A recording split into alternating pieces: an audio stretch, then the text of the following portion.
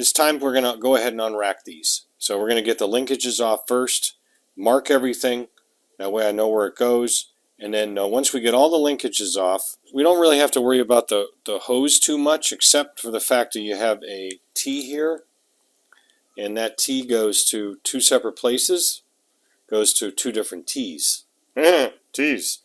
But as we unrack the carbs and we take them off, we can just separate them from the T's and just leave that on for right now. Because right now they're going to be a bitch to get off, and you can risk snapping these plastic T's. They are available in metal, by the way, but they're really expensive. So I may pull the trigger on that. I probably won't, though. We'll take a look at those later.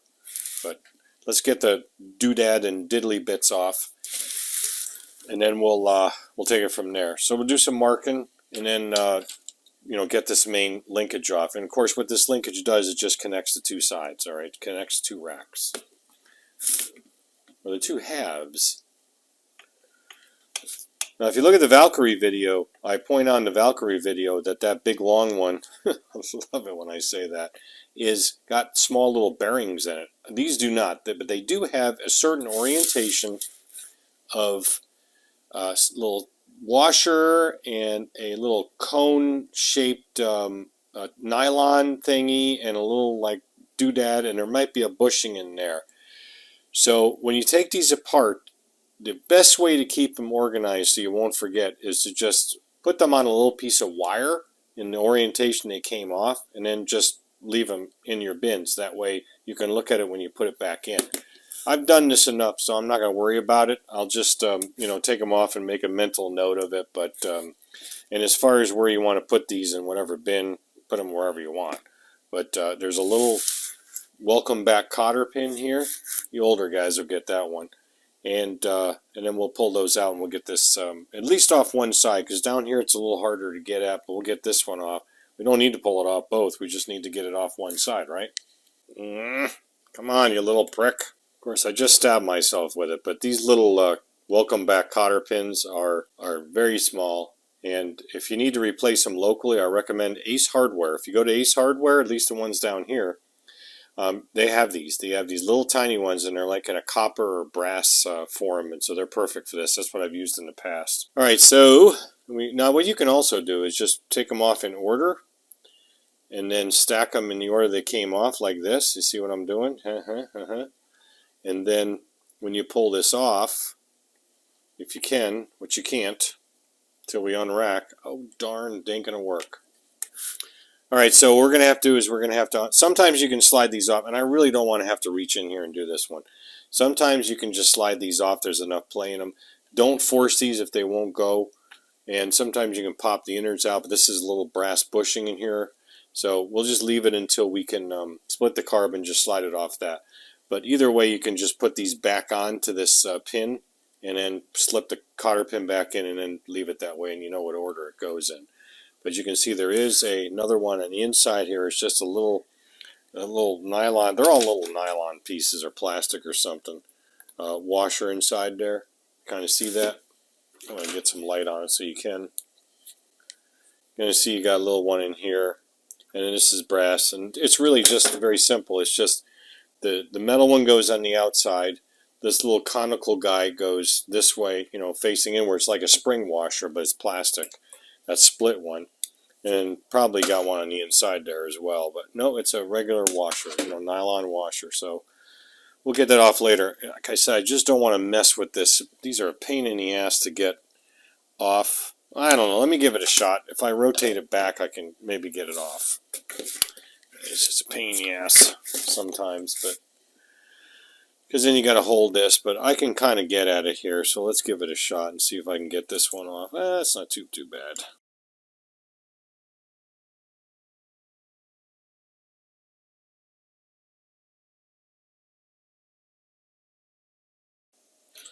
These are a little bitch. Yeah, what a pain. I wanted to show you this though, because I'm just trying to help. And yeah, pretty much got the same. This one's just got a different color one, but you can see that there is a, hang on, let me get this up here. Let me get it up. You have, again, a metal washer that goes in the outside. You got this little conical guy that goes inwards toward the actual arm, lever 2000. Smell like a man. And then we go ahead and just pull this off. So there's your arm. I realized the camera either went off or I turned it off like an idiot. So I'm going to take one of these, the last of these springs out, and I'll show you what I mean. So you back these off. You just back your adjusters off to release the tension. No tension. And then just get underneath there with a pick tool or a screwdriver and carefully just pop it off. There's a little lip in here, or not a lip. There's a little prominence. That's where it centers on. And so you can just get in there with something and pop it off. It's not a big deal. But the thing is, you got to remember that there's a reason they call these Jesus springs, is because when you're taking them out or trying to put them in and they fly across your shop, you go, Jesus. There it goes. All right, so that just dropped down, but it fell in here. I know where it's at, so we'll get that out of here, and there it goes. But yeah, don't lose your Jesus springs, and it doesn't matter where they go. I think I said that before, because they're all the same. Now those are gone. These was missing one. I got those out of the way. These stay because they're part of the actual throttle pivot, or throttle, trunnion, whatever you want to call it. This pivot, shaft, axle, whatever you want to call it. And so we're not going to be taking those apart. If you notice on the Valkyrie, if you watch those videos, I had two or three of those carbs where these butterflies were locked up. And I did have to separate those butterflies, which is a very tricky procedure, because these screws, if you look at, I can flip this all the way around to show you. These screws on the inside there are put in and peened over. So you got to very carefully take them out, which essentially knocks that little peen over. You can see that crush, which keeps these things from coming out. And then take the the butterflies out, and then you slide the shaft out. The only thing that's holding that shaft in is the butterfly itself, and then you can free it up. I had to do that like in 2 or 3 carbs. So what I ended up doing was when you put it back together, you still do have a little bit of that thread generally, a little proud of the shaft. I love it. And I peened them over again, but I also used red Loctite. I mean, like the super duper red Loctite. It's the only thing you can do. You're not going to be able to buy them screws, and they're special screws. So unless somebody sells them aftermarket, which I don't know. But anyway, linkages, I'm not going to worry about that right now. We got to get one of these off. Let me do that off camera. Get one of these guys off, and then we'll go ahead and split this. These other linkages, no matter what they are going to have little washers and maybe little nylon bushings or nylon doodads on them as well, so just keep that in mind. This is closest to number 3, so we'll put it in number 3's bin. Not critical, but you definitely want to keep it in mind. So these you can kind of manipulate a little bit and get them out of the way. Really, you don't need to do this. You can take them out once it's unracked, but I just wanted to get it out of the way because I don't want it fighting me as I take it apart. When I put it back together, I very well may make that connection again and just put it all back in like that. But you got to remember that you have 2 fuel T's that go underneath that when you're looking at it from this side, and then you can kind of get that down in there and pop it up in. But really, you probably should put it all back together and then just slide it together, and that'll be fine. But it doesn't really matter as long as you don't break anything when you're taking it apart. Then everything's fine. So we'll loosen these guys up, because we're going to have to slide it off. There's a spring here as well. We're going to have to keep our eye on that one. Probably one on the other linkage too. Yes. And what these do is they just take up slack, like a lash almost, and keep them in that position. So when you activate, and when you adjust it really, when you adjust these will come right off on the ends at least. When you adjust your enricher, see, what's that, number 1? When you adjust your enricher, it'll compensate for any lash in there, and it'll make it a lot more easy to get them all in, because this is going to be your individual adjustment for each one. Slide it back and forth on the shaft. You said shaft, and then you can do it that way. So all right. Now, one other point. Normally, I would not unrack a rack of carbs with the float bowl, off, because it exposes the innards to too much. Where I flip it over and put it on a surface to get those, and those screws can be pretty tight. Get these out even on a regular inline 4 rack. But I looked at this one and saw that this and this are the highest part in it. So in other words, none of these bits are going to be exposed to any force. It'll be the edge here and edge here and edge here, and you know, as long as you're not beating on it with a sledge, you're fine. So when we flip it over, it's not going to be a problem. If I was doing an inline 4, I would not probably do individual carbs first as far as float bowls. I would split the rack and then individually disassemble it. There are some exceptions, but in this case, I looked at it and said, yeah, it's going to be no problem doing it. Before I do that, let's try to get these 4 out. They may be extremely tight. You may have to use the impact on them. Oh yeah, they're going to have to be impacted out. Alright, so there's a couple ways you can do this. If you don't have a power impact like electric, you can use the old standard one where you hit it. That's a little bit tricky sometimes because normally you don't have the right bit for it. I don't have any JIS bits for my power drivers, but I do have one bit that captures these screws pretty well. So let me go get that. We'll pop these out. Yeah, it's just a regular bit, but it seems to work pretty well on these. So unfortunately, I have to kind of get in front of you. So sorry about that, but we'll get these guys out. Hopefully, usually a little impact will do it. Yep, 1. Sure, it's seated well in there. Doesn't cam out. 2. Buckle my shoe. All right, these don't matter where they go. Of course, I probably have those too. I got a lot of carb stuff. All right, so that's the one that holds them on the bottom. And this is only going to go one way. I'm not going to worry about it. So again, you want to make sure that you have things marked as to where they go just for your own reference. I'm going to go ahead and mark the bottom of this air box to what carb it goes to for future reference. So this is 2. This is 4. This is 6, just kidding. And this is 1. Now that's all going to come off again when I clean it. But at that point, I can come up with another marking scheme if I want to, or I'll photograph it, and then when I can look at it referencing a fixed feature of it, I know that number 4 is by this little small one, for example, and number 3 is over by this one on that side, you know, that sort of thing. So that's what you want to kind of do. I'm not perfect. I make mistakes, so I try to minimize the opportunity for them to occur in the first place. I think we're okay. Yes. Oh, wait a minute. Didn't see this. There is a screw that goes through on each side between the 2. I did not see that. So that is a big JIS, and it's got some Sharpie edges to it. So again, somebody has had these out. Is it going all the way through? No, just goes from one into the other. Yeah, so there's yeah, okay, I see what it is. This thing, the inner carb, I should say, if you want to call it that, it's got a big long standoff. You see that? Kind of right there where that screw is. And that's what it screws into. So kind of hard to mess these up, I guess, put them back together, but can't hurt to do that. I have a big JIS for that. I've heard I had a big JIS, but unverified, as far as you know. Sometimes I will take a bin out and just put it for, you know, common stuff like linkages and so forth, but it doesn't matter. It's not going to fit anywhere else. Ugh. All right.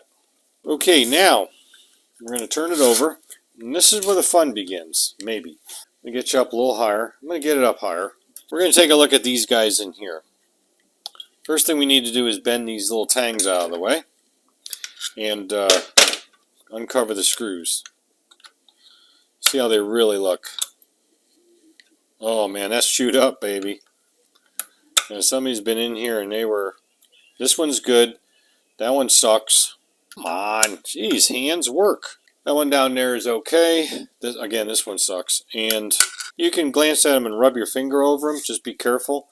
If they're all sharp, like gouging you, then somebody's really gnarled that one up. Here's the other thing. They may not have even been able to get this all apart, because sometimes these screws are freaking really seized up and tight. You can tell right off the bat that they are not Loctited, because Honda or Keihin wouldn't have used Loctite on something that has its own locking tab, if you think about it. Alright, so let's go with that gnarly one first and see what we got. See if we can get it out with this one. Oh boy, those are tight. Now this screwdriver is a impact driver where you can whack on it. Alright, let me get you back a little bit if I can. See, this screwdriver has got an impact part on it. I don't really want to go to that yet. That's a lot of force to be driving down into the body of the carburetor. I am going to get a bigger bit and we'll try to hit it with the impact first. A couple other things we can do if they're completely seized up, but I got a number 3 bit in here and it fits that pretty damn good. So let's go ahead and say a prayer. These are pretty damn tight, folks. Just keep really good pressure on it.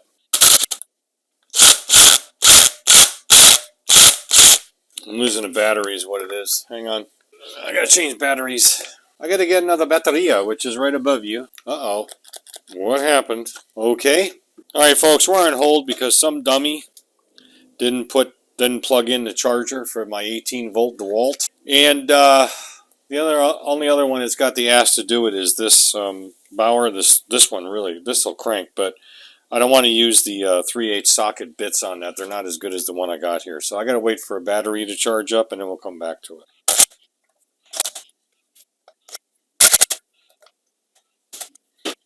Okay, as you saw, all the screws are out. And I'll tell you right now, you're not going to get those out with a regular screwdriver or even a JIS. Those are going to have to be impacted out. And like I said before, you have one of these guys, but I'm not really willing to smack it that hard with that on something like a carburetor, but I would have if I needed to. I do need to order a set of the JIS bits for 1/4 inch, but I just haven't done it yet. Alright, so now that those are all out, I see one more thing here that I just figured I just realized I missed. I found that little washer for the for that linkage. It was there. So now what I'm going to do is I'm going to carefully grab all 4 carburetors and roll them back over like this with the air box. There's going to be some locating pins, or at least there should be, on the inside there that keep these things exactly where they need to be, because this is a pretty precision location, because of course they have to articulate with the rubber carb holders.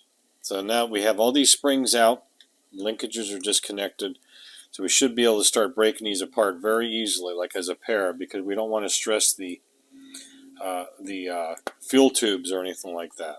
Alright, so these two, they're still connected by the fuel line going between here and there. Now I probably could get this T off, but these are a pain in the ass too, they really are. And that might be a thing to do right now, is to try to separate it from the T here. I forgot to separate the breather tube. That's what's holding me. Oh, there we go. Alright, now we can take it off. Now we got 2 carbs. I'm going to keep them just like that for now. We are going to take these other 2 off, nice and carefully, and set those over here. Bring these over. Now this is probably stuck, because I don't think these have ever been replaced. What I mean by these are the O-rings inside this fuel T. So there's is one fuel T, and the other one's on the other 2, of course. So, and they're connected by the main T. So you have one line coming in from the fuel tank into a T, which bifurcates into the 2 lines. There's the word for the day, guys. And so these sometimes are really stuck. So what I do is, with that, when they're really stuck, is I put a little bit of silicone spray in there and try to work that in. And whoa, look at that, it came right out after that. That was stuck. There's your other one. And these are kind of neat. It's got a, I didn't never seen this before. It's got a locking tab on that on this particular fuel T. You see it locks in. It's got a tab.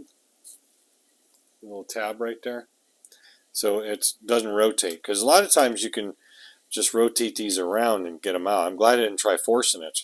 That's why we go easy on these things. Alright, so I'm going to mark this one as well.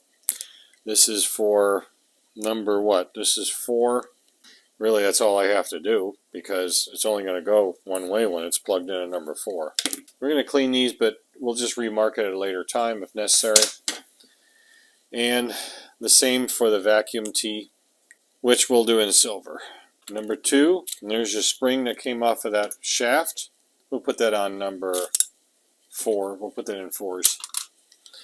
Not a big deal. I'm pretty much going to be assured to know where it goes, because it ain't going to go here. There's no straight for it.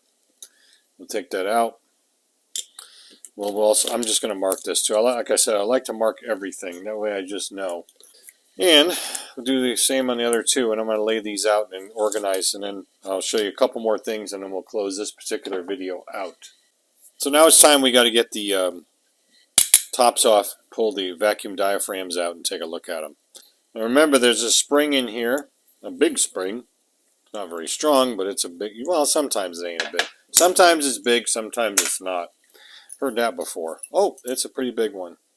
Number 3. Now, you don't want to mix these up either.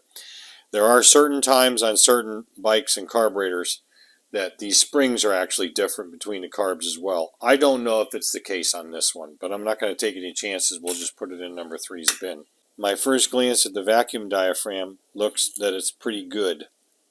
The first thing I look at is see how it's fitting. If the thing's sprung right in and doesn't want to go into this little groove, then usually the diaphragms may be no good, and they're very, very difficult to get on when that happens. And what causes that, of course, is just age and exposure to fuel. Let me zoom you up on that a little bit more so you can see what I'm talking about. Damn it! I'm trying to keep you not sideways here, but it's best I can do.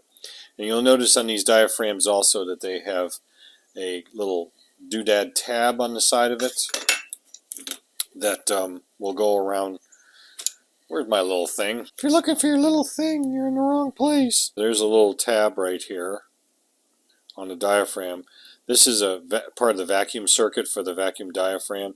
And so what this also will do is this will clock the diaphragm. What I mean by that is sometimes the diaphragms have a cutaway, a feature on the bottom of them inside here.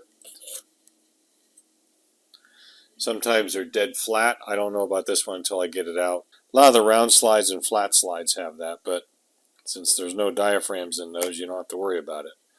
And this one, yeah, there's a hole in the bottom here that's important to be clocked in an appropriate direction, which in this case, when you have this tab lined up, that hole is toward the intake side.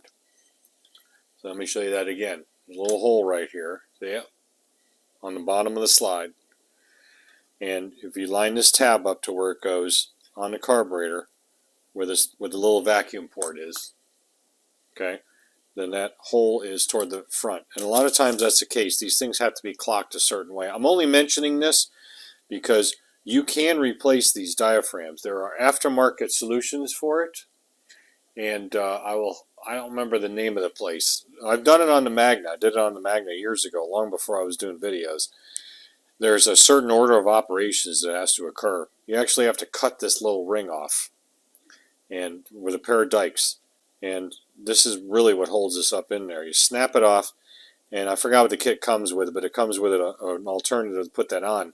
But you're going to have to clock this with it. And some of these diaphragms don't even come with this tab, this aftermarket stuff. And what you end up doing is you end up cutting the tab off and using it here, and then just putting your diaphragm in, but you have to make sure it's clocked properly.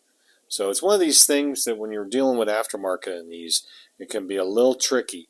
But you just pay attention to the instructions, pay attention to how it came out, and then you shouldn't really have a problem at all with it. But these seem to look okay right now, these diaphragms. Alright, so I am going to set these up in the way that I like to set them up off camera, because I don't like to set them down on the diaphragm itself. I like to keep them up like this, and I don't like to see them down where they're laying down, for the same reason I don't want them to fold and get a memory. So let me go do that, and we'll be right back. Be right back.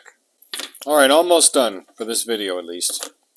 Now I remarked these as I took the covers off and put their numbers on each intake side of the carb body. I'm going to mark these. This little trick I do. It's a little piece of aluminum with a hole in it and a number stamped in it. Believe it or not, that's a 1.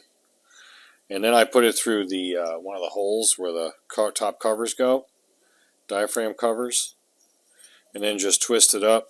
And that will stay with this carburetor all through the cleaning and rebuilding up until I get the diaphragms to go back in, and it just marks the carburetor, so I don't have to worry about other marks getting washed off and getting confused. Because if there's one thing that I can do, it's get confused real easy. I have 6 of these because I made them for the Valkyrie projects, and I'll just use 1 through 4 today. So 1, 2, and then 1 and 3 are aligned with each other.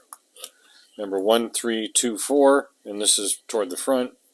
Tag them. So we're tagging them is what we're doing. I guess that would be the proper vernacular.